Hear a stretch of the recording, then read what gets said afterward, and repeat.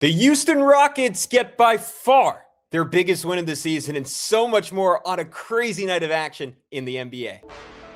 When that final buzzer rings, you know it's time for Locked On NBA Game Night. All the post-game reactions to every game across the league, every single night, with insights only the hosts at Locked On can provide. It's the true NBA fans' one stop for all the action. Every game, every night. It's Locked On NBA Game Night, tipping off now. You are Locked On NBA Game Night, part of the Locked On Podcast Network, now the #1 sports podcast network in the entire world. I am Gavin, Schall, the co-host of the Locked On Knicks podcast, and joining me, first time ever, my new co-host, Khahil. He is the fantastic host over at Locked On Pistons.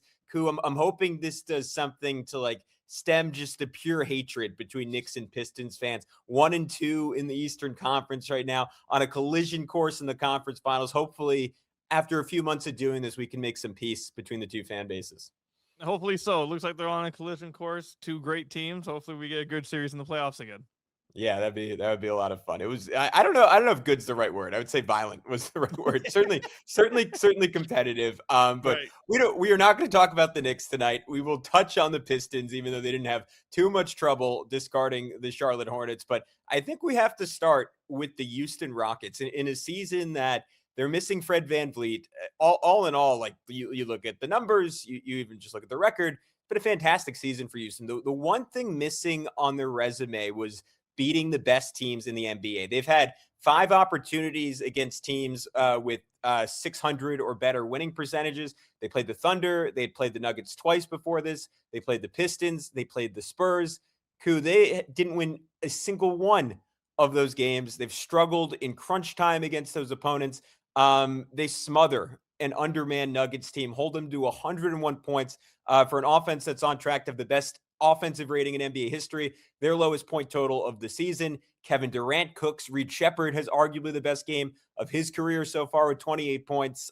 Just an all-out two-way performance from the Houston Rockets. First, let's hear from Jackson Gatlin of Locked On Rockets for his perspective on this big win. Kevin Durant's fiery leadership and trolling helps the Rockets get a much-needed bounce-back win against the Denver Nuggets, 115-101. What's up? This is Jackson Gatlin, host of Locked On Rockets. And this was the most demonstrative that we've seen Kevin Durant in a Rockets jersey so far this season.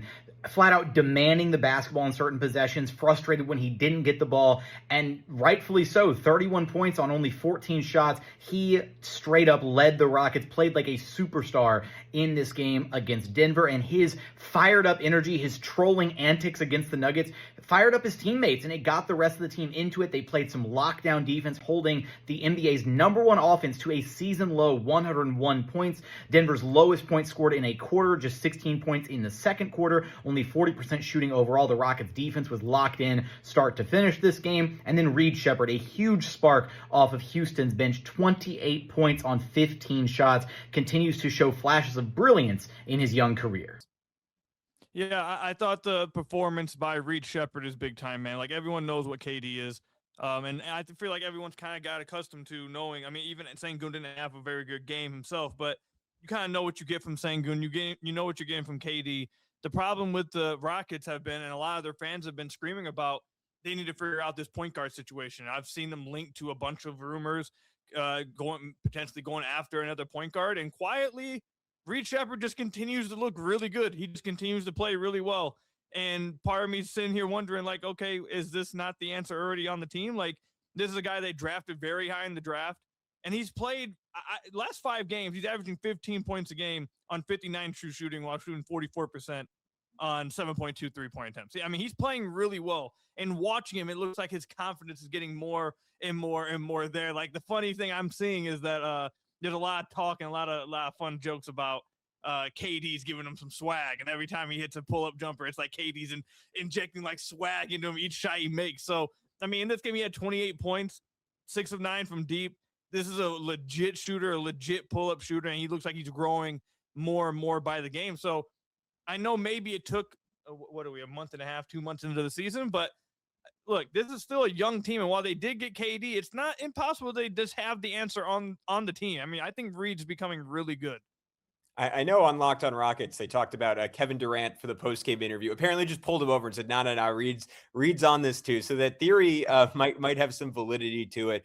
The pitch on him coming out of college was, at least for a freshman, a unique combination, at least in the history of these stats being tracked, of just elite, like all caps shooting, combined with like special, I'll use the draft nerd term, like event creation on defense, basically high steal rate, high block rate. You got to see the full premise in this game against the Denver Nuggets in his second season after just a painful opening night against the Oklahoma City Thunder, where, as you might have guessed, like he wasn't quite up for that to begin this season, and he's gotten better and better and better. And to your point, like the answer for Houston might be, hey, we have Reed Sheppard at home. Like we don't need like insert point guard that NBA pundit has suggested they trade for to fill in for Fred VanVleet. Led just a game-changing spurt. Denver like missing 2.5 starters, I'll call it. No Aaron Gordon in this one. Christian Brown is still hurt. Peyton Watson, who's done a fantastic job filling in for those guys, he was injured. He was out. Like just nothing on the wings. They battled and battled, got it to 71-66 in the middle of the third quarter, and then Reed Sheppard says, all right, I'm going to essentially put this one away. 11-0 personal run to end the third quarter to stretch the lead out to 83-66. And that was capped by just this, like, I mean, like just an incredible stretch for him. Like he had his second no dip corner three of the game, like shooting with just insane amounts of confidence.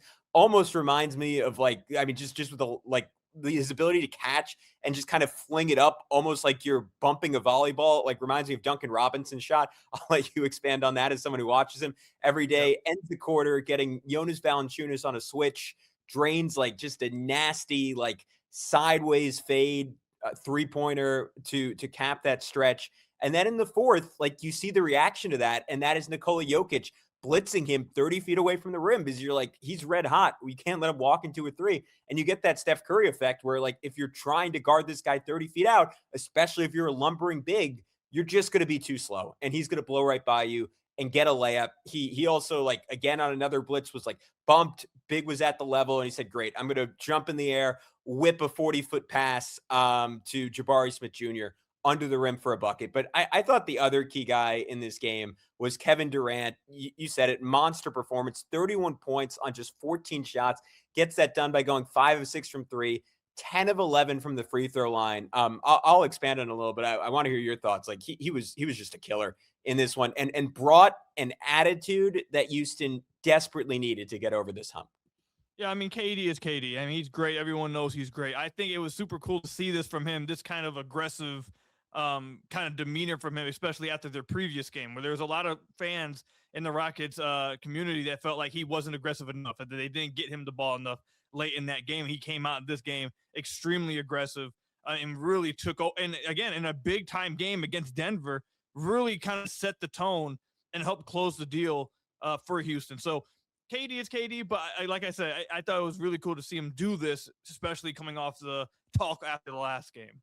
Yeah, I mean, it seemingly was upset with Alperen Şengün taking that final shot against the Pelicans. And I know listening to Locked On Rockets talk about this one, they said like in person, you could hear him calling for the ball and saying to Şengün, saying to Amen Thompson, hey, I need the ball here. Looking over at the sideline, Ime Udoka saying, hey, get me the effing ball. And like, you want that from this guy who is one of the best scorers in NBA history. He's going to finish his career top 5 in the NBA in career points, who, like I said it last time I was on Locked On NBA, like I don't think I've ever seen someone score the basketball easier at the NBA level. Like Nikola Jokic is maybe challenging that the last few times I've watched him. But I mean, he's just on another level, opens this game, hitting his first 3 threes, 3 or 4 from the line. You see Houston just like, it's amazing. Like the maze they work you through, where they'll run like a double drag for him on top. And if you blitz him, then that's great. Şengün is just going to slip it. If you don't blitz him, great. He's pulling up for 3 and he's not even seeing the defender in his way. Like the combination of him and Jabari Smith Jr.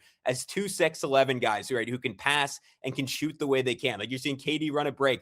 He gets pressured. He says, awesome, I'm throwing it to the other 6'11" guy, or zipping across court. Like that's such an easy pass. Like there are all these like freak of nature giant athletes in the way. and you can just throw it over the top because it's 2 6'11" guys. Jabari Smith Jr., like an efficient 21, and he took like seemingly when I was watching like 10 dribbles in this game. Like he didn't really have to do anything. I'll note one more play from KD that was just crazy. Like it was weirdly like a moment for him in a regular season game where he had this push dribble and semi-transition and he way overextends it, loses the ball. I think it's Spencer Jones is about to pick it up, and KD recovers in one motion, rapid fire crossover, and then just like nails his pull-up jumper. Like it was just dirty. It was so smooth. I felt like I was watching Thunderstruck 2. It was vintage Kevin Durant. I guess before we wrap up here, any takeaways from the Nuggets side? My main is just that this team needs to get healthier, playing like far and away the best, like a team that's on track to be the best offensive rebounding team in NBA history in terms of offensive rebounding percentage. And you're missing your three big wings. Like there was just a clear size deficit, just defensively, rebounding wise, that I think hurt them in a lot of different aspects, and just sheer manpower. They didn't quite have enough to beat the Rockets. Yeah, my biggest takeaway with the Denver Nuggets is exactly what you just said. They need to get healthy, and when they get healthy, I think they'll be fine. I do have one final thing, though, I wanted to say about Houston before we wrap up, is that there's a lot of talk about OKC is at the very top of the West, and then there's another tier of Denver, and then there's another tier that has Houston in there. Houston is a very young team. Reed Sheppard, Jabari Smith, Amen Thompson, Sengun. I know they got KD, but I think it's very likely, and I think I almost would bet that, yeah, maybe these teams are playing better than them in December, but you're seeing their young guys get better and they're gelling better together. I won't be surprised that in March we're talking about them playing the best basketball outside of maybe OKC in the West. I won't be surprised by if that's the case.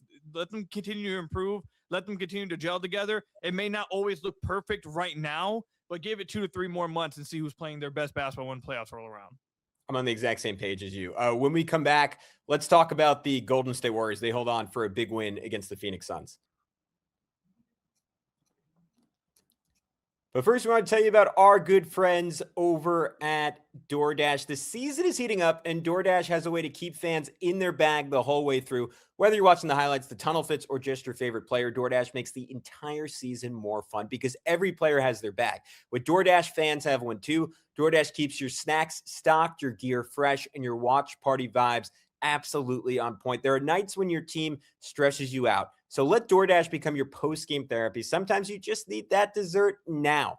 Those late night interviews hit and suddenly need chips at midnight. Well, DoorDash is built exactly for that. If the group chat says pull up, DoorDash makes sure you show up prepared. Snacks, cups, and even a phone charger for that friend who's always at 2%. That might be me. From tip-off to overtime, stay in your bag and order on DoorDash. Get snacks, drinks, gear, whatever gets you through the season, delivered right to your door. DoorDash in your bag all season long. And we also want to tell you about our good friends over at Rocket Money. Ever feel like your money just disappears each month? It happens fast. A few subscriptions here, an impulse buy there, and suddenly the numbers in your bank account don't match the numbers in your head. Rocket Money helps you get that clarity. Track every dollar and stay in control of your finances.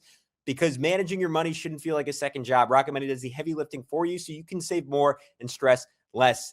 Rocket Money finds subscriptions you forgot you were paying for and helps you clean them up quickly. Seeing all your spending on one dashboard makes it so easy to understand where all your money is going. For me, it just made it less. Finances can be incredibly overwhelming. Financial planning can be incredibly overwhelming. It just makes it a little bit easier. And I like how Rocket Money automatically builds budgets based on past spending. It keeps you on track without overthinking it. So take control of your finances and cancel your unwanted subscriptions with Rocket Money. Go to rocketmoney.com/lockedon today. That is rocketmoney.com/lockedon. rocketmoney.com/lockedon.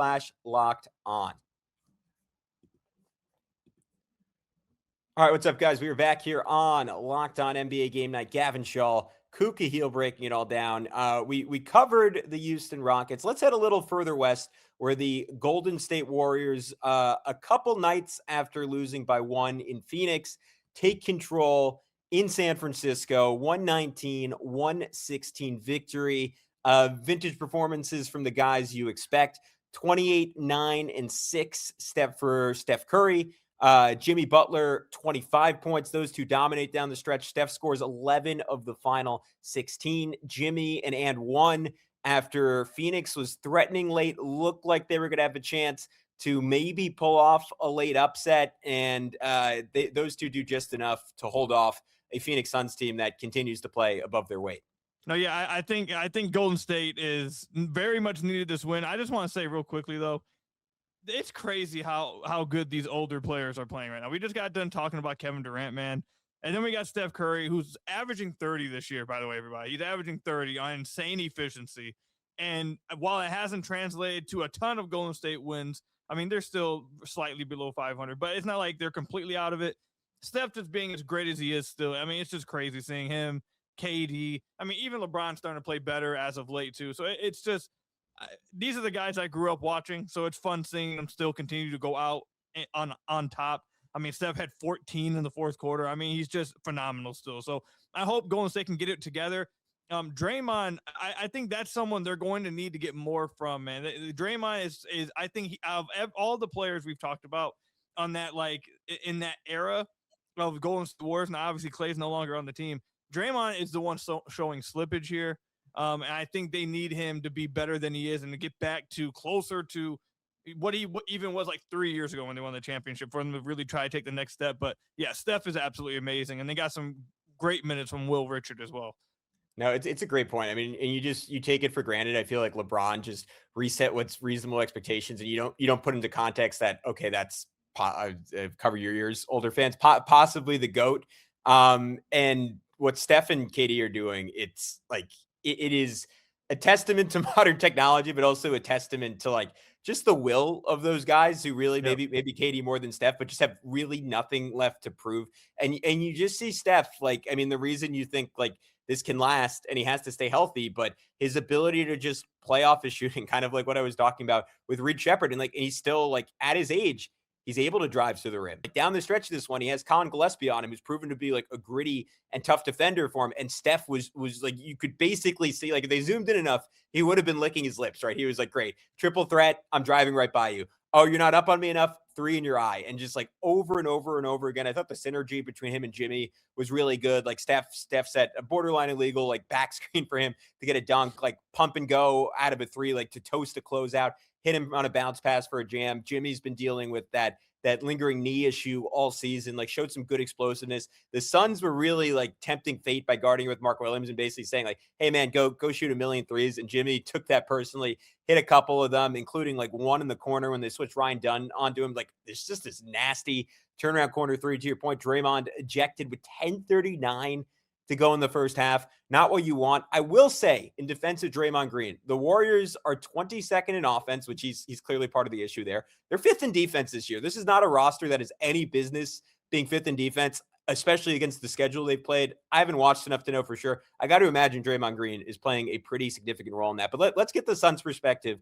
Ben Garcia of Locked On Suns has more for us. Phoenix Suns fall to the Golden State Warriors 119-116. Benjamin Garcia, Locked On Phoenix Suns. Let's break this one down a little bit. So the most concerning thing from this game from the Phoenix Suns perspective is the fact that they have now only won 1 of their last 4 games, but it's how they're losing.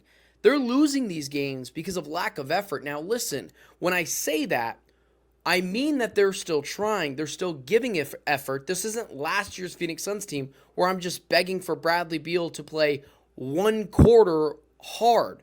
They're playing hard, but not to the standard that they were playing earlier in the season. I cited the Nova Knicks style of basketball that the Suns need to play with every night for 48 minutes, not just when it's convenient.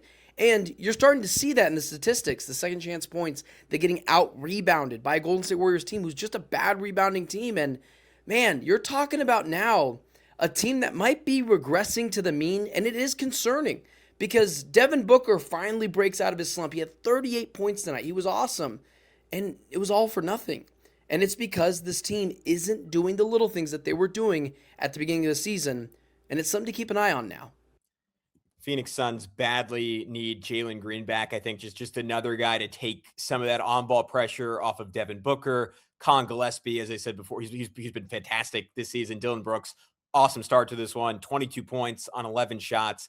Just feels like they need a little bit more help. And I think you know this, like, I would say you'd have to go back to the Pistons of 2 years ago because, I mean, they just crossed a certain meridian where they were so talented, but teams that are so reliant on out-efforting other teams night to night, it is hard to sustain that, especially in the Western Conference. Yeah, I think what Ben said, I'm sorry to break this to him. I do think they're regressing to the mean. I don't think many people expected them to be as good as they were out the gate. If you look at their last 5 games, they have a minus 10.4 net rating. That's 27th in the NBA. Look at their last 10, they're at minus 6.8, which is also 27th in the NBA. Currently on the season, they're still 16th, but that speaks to how well they were playing at the beginning of the year. Again, I thought they were punching a little bit above their weight class earlier in the year. I think they're starting to regress to the mean, and they need to see what they look like when Jalen Green gets back. But I think this is overall just a team that's not very good. That, like you said, and like Ben said, is going to be relying upon just out hustling the opposing team and just being an annoyance and that kind of thing. But that can only get you so far, and I think you're starting to see that wear off for the Suns right now. All right, let's jump back east. The Philadelphia 76ers win for the 6th time in 8 games, 121-114 over the Dallas Mavericks. Guess who cooked in this one? It won't surprise you. Tyrese Maxey, I think 3rd leading scorer in the NBA coming to tonight. He might be moving up. 38 points, 15 to 31 from the field, 5 of 11 from 3. VJ Edgecombe, after dropping 23 on my Knicks, 26, nearly shot 50%. Little bit of revenge on Cooper Flagg, who at Montford beat his Lehigh team in the Geico Nationals at the high school level. Talked a lot of crap. Famous clips on YouTube. Koo, I know you've seen that. Yep. VJ Edgecombe, a little bit of a bounce back. But let's get the Mavericks perspective on this. Our Nick Angstad has a story from Dallas. Mavs fall to the 76ers, had a pretty good run in the second quarter. Then in the third quarter, started a 10-0 run to take the lead for most of the third quarter. And then just the fourth quarter, they absolutely imploded. This Mavs offense is just not good enough if they want to make the playoffs at a certain point, even make the play-in at a certain point. There are nights when it looks really good. They have been good lately, but then there are just nights like this against OKC, against some other teams, where you just go, 17 points in the fourth quarter. Didn't have anybody that could create, have anybody that could get some stuff going. You're like, look, you're dumping down to Anthony Davis. You're trying Najee Marshall and PJ Washington drives. You're like, Cooper Flagg, go bail us out. There's just not enough there for the Mavericks. But it's Cooper Flagg's last game as an 18-year-old, 24 points, 8 of 16 from the field, and he's just shown so much so far. It's just him and LeBron as the most impressive 18-year-olds we've seen in the NBA. And to be the youngest player in the NBA and to be able to do these things, to be able to get his own shot, to be able to score when he needs to be able to get to the free throw line as much as he's been getting to the free throw line, these are star qualities that we're seeing from Cooper Flagg. And it's something that is really exciting for the Mavs going forward. Just didn't work out tonight. Mavs 3 for 18 from 3-point range. Their starters take just 8 threes from the whole starting lineup. It's a box score out of the early 90s. That's crazy to me. Yeah, it resembles the Pistons a little bit with how little they take threes. But I will say, look, the Mavs lost this game, but to be honest, at least for me, I don't feel like that should really matter. It's all about how Cooper Flagg looks, and it's about the development of Cooper Flagg. And I got to watch him 2 games ago against the Pistons in whole game, watch him against my Pistons. And then in this game as well, he is so impressive. He is going to be so great in the NBA. And there were so many people at the beginning of the year that thought, oh, is he really, are we starting to see him struggle? Like, is he not going to be him? Is it not going to be it? And it was just so clear that, 1, he needed to play with another point guard, 1. And then 2, just give him some time. He was the youngest player in the, like, he's 18 years old. And what he's been doing recently is just, he's been insane the last few games. And it's not just on the offensive end of the floor. I mean, over the last 10 games, 24, 6, and 4. Over the last 5, he's at 26, 6, and 5. But defensively, what he's able to do as an 18-year-old on the defensive end of the floor, he just completely changed his game defensively, what he can do on that end, especially as a weak side defender at the rim. Like, it's just crazy. So, look, the Mavericks, I'm sorry to break it to Nick, I don't think they're making the play-in. I don't think they're going to be very good. So, I mean, it is what it is. But all that matters is that Cooper Flagg is the real deal. He is going to be a monster in the NBA. Just 24% from 3, but he's checking essentially every other box. He's been amazing. When we come back, whole lot more to get to. Koo, your Pistons continue to roll. The Celtics continue to look good. Eastern Conference showing out. The Orlando Magic escape the Utah Jazz. We'll have it all next here on Locked On NBA Game Night.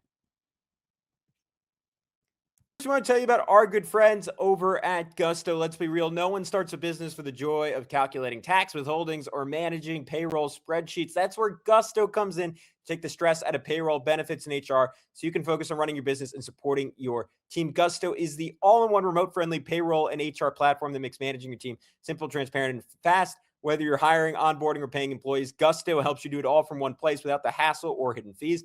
Unlimited payroll runs for one monthly price, which means no surprise charges at the end of the month. Gusto's automated tools like offer letters, onboarding materials, and direct deposits save me hours each and every week. And knowing you can reach certified HR experts anytime gives you real peace of mind. So try Gusto today at gusto.com/LockedOnNBA and get 3 months free when you run your first payroll. That's right, 3 months of free payroll at gusto.com/LockedOnNBA. One more time, that is gusto.com/LockedOnNBA.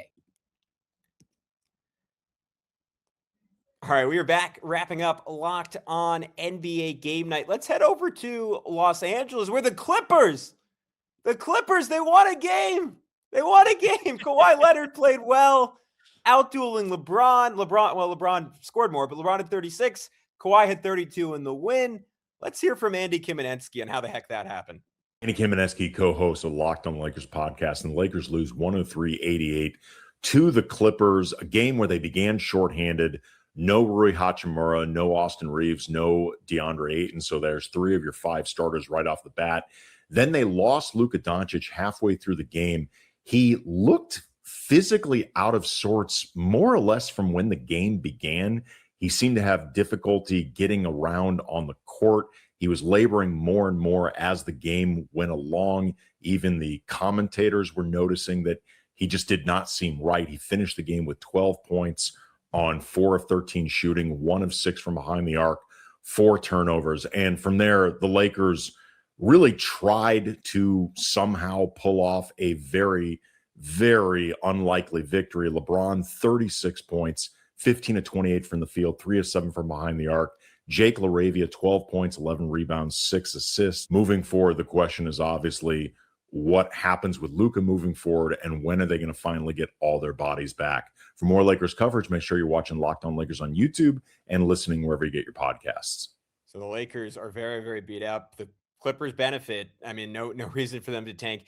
Big win for the Los Angeles Clippers. But let's talk about your Pistons. They cruise 112-86 past the Charlotte Hornets. I'm going to throw one stat your way before I let you cook on this. After this game, they are tied with the New York Knicks for the 3rd best point differential in the NBA per cleaning the glasses metric. So that takes out garbage time, plus 8.4.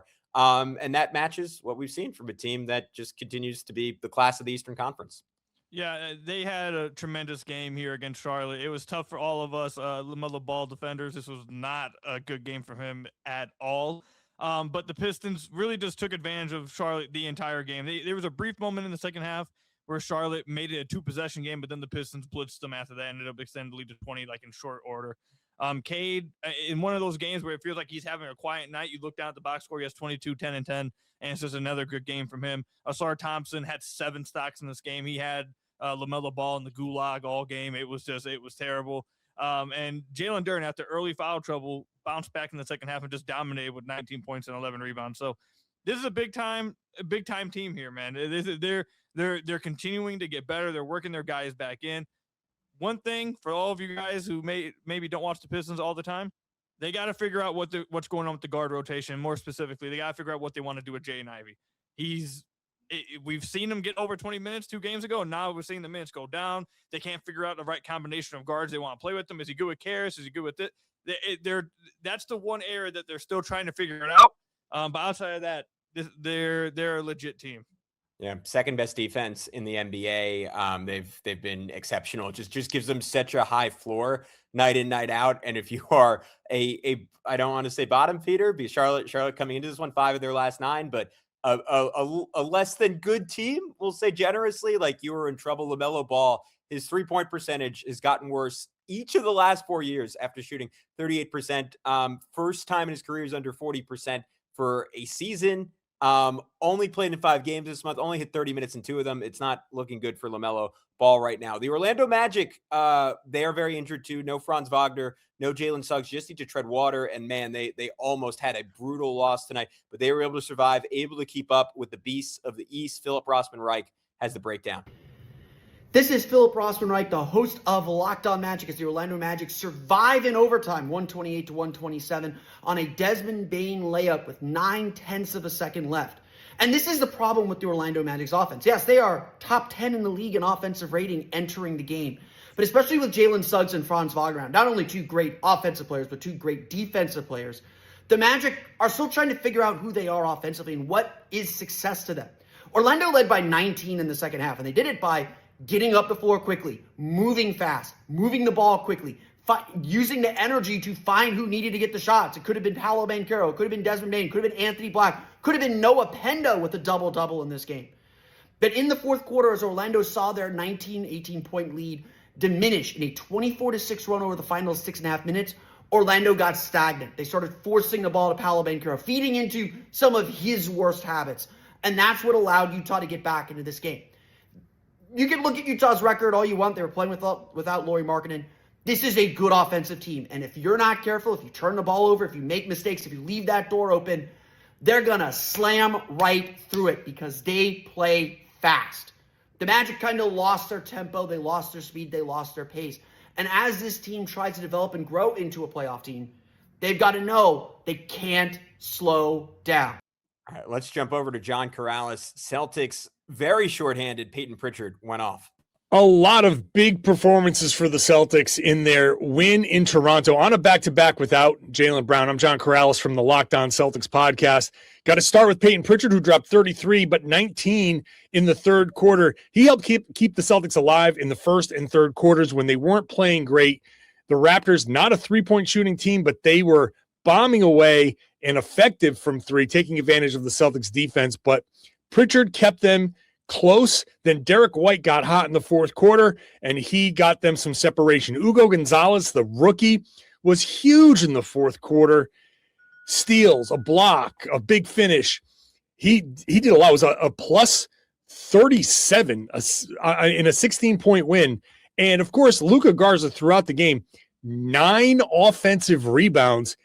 He was a huge part of the Celtics keeping it close early, giving them second chances. The Celtics looked bad at times, but they powered through. This is an absolute team win. Let's head over to Indiana, where the Pelicans continue to roll. This is a topsy-turvy night in the NBA. Their fourth straight win coup after a 3-22 start.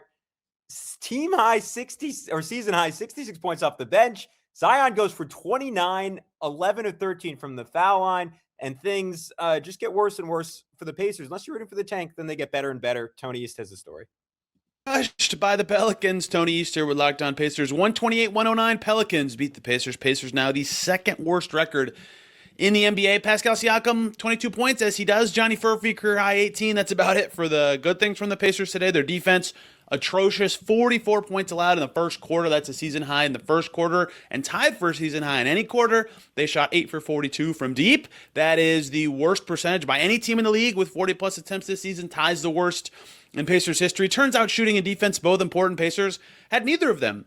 Today, now 6-22, looking for any sort of bright spot when you have 19-point losses to the Wizards and Pelicans in the same week. The Pacers did not start this game well, had a few pockets of good play in the second and early fourth quarters as their bench was wobbly but effectively. But that's not enough. They've got to find some ways to play a little bit better and at least find something positive out of this season that they can take from it. Well, much more on Locked On Pacers.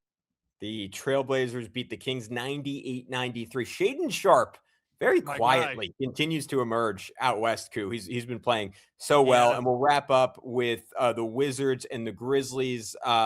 Let's throw it over to Locked On Wizards and our guy Abdullah Ayyubi for the breakdown of how the Wizards came back from 20 points down. The Washington Wizards get their 5th win of the season, winning on the road in Memphis. What a game by Keyshawn George, the year 2 kid out of Miami. Scored 24 of his 28 points in the second half. Took over. Love to see it. Alex Sarr had some clutch moments towards the end of the game as well. And just an overall great team win. This is a Wizard squad that was without Bilal Coulibaly tonight, alongside Jameer Watkins as well. And you play Victor Wembanyama tomorrow. But overall, a great win. You get their 5th win of the season. 3 wins on the road so far this year. Team basketball, scoring 130 points and giving up less than your average. Go Wiz. And Joe Mullinax has the Grizzlies perspective. The Memphis Grizzlies lost, arguably the worst loss of their season, coming at the hands of the Washington Wizards at home on a Saturday night in Memphis. Doesn't get much lower than that, does it? I'm Joe Mullinax of Locked On Grizzlies, and sure, you had amazing scoring performances by Santi Aldama, dominant showings at times by Jaren Jackson Jr., a double-double from Cam Spencer. There were things to hang your hat on in terms of positivity, but goodness gracious, they let the wrong Wizards guards get loose. One of them being noted Grizz killer over the years, CJ McCollum. And now the Grizzlies, who had a chance at being 500, are looking at reality. And a reminder that they are not a good basketball team. They are exactly what they're supposed to be, a middle-of-the-road play-in squad.